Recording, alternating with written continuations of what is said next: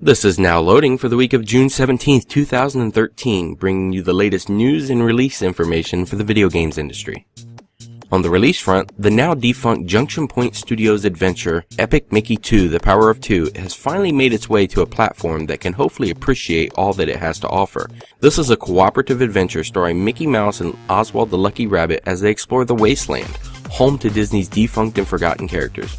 Now, this new Vita port of the game has been completely redone to take full advantage of all the different control options offered by Sony's portable system, including extensive use of the front touchscreen. Now, it's also worth noting that this is a port of the actual console versions of the game, the Xbox 360 and PlayStation 3, not the slightly scaled down 3DS version. Hopefully this release gets a little more recognition than its predecessors did. Dungeons & Dragons fans are getting a double dose of games this week.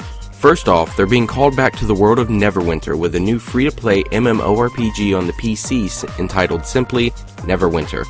Now, it is important to note that this is a new and original adventure, not part of the popular Neverwinter Nights series that has been around for a few years.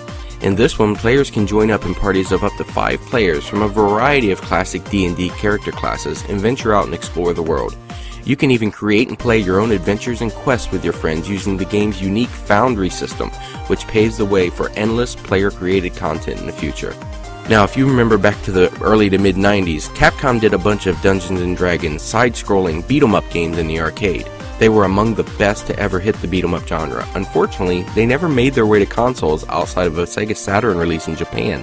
That is, until now. Both classic titles have been given the full remastering treatment and bundled together on the PC, Xbox Live Arcade, and PlayStation Network.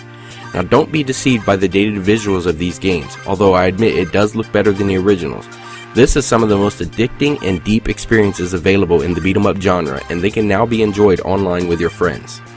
Naughty Dog's collection of PlayStation 2 Jak and Daxter titles are making their move to the portable arena this week with a Vita release of Jak and Daxter Collection. This port has been done by Mass Media and not Naughty Dog, but they did a great job with the PlayStation 3 release of the Jak and Daxter Collection last year. This features all 3 of the original PlayStation 2 games, completely remastered in high definition with full trophy support. Now, you can't argue with a package of 3 classic games, especially when it's smaller, portable, and being offered at a great discounted price. Now that E3 2013 has come and gone, we have to settle into the long waiting period that is the summer before we are able to get our hands on both the new games and consoles that we saw last week. Looking back at the week that was, I figured I'd take the opportunity to highlight 3 games from the show that got me incredibly excited, and I'm really looking forward to launching later this year and early next. I've had my eye on Ubisoft's Watch Dogs since it was first announced back at E3 2012, but it has always hit me as one of those games that looked great, but I feared it would lose its luster as we learned more about it and it approached launch. That couldn't be further from the truth. The more I see of this game, the better it becomes and the more I want it. As Aiden Pierce, players have the ability to hack into various electronic systems around the game world. We're talking about security cameras, bank systems, and even cellular phones of non-playable characters.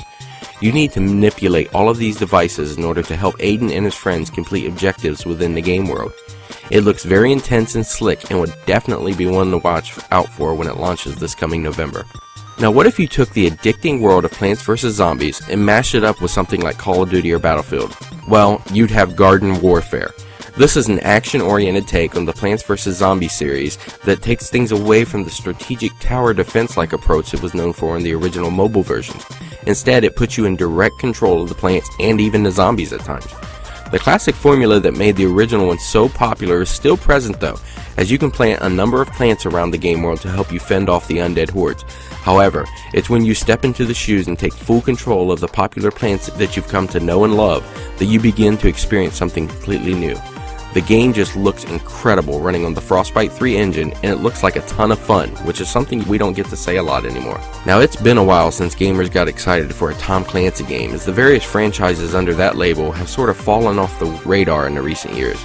When The Division was revealed at Ubisoft's press conference last week, Clancy suddenly became a big name again. The Division is a third-person action role-playing game that is based on the real-world events of Operation Dark Winter and Directive 51. Players assume a role as a member of a group that is charged with combating a terrorist threat that has rocked our country to its core, and save what little remains in this massive multiplayer online scenario.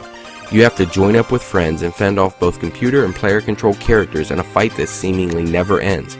There is a heavy emphasis on both cooperative and tactical gameplay and exploration of a massive world.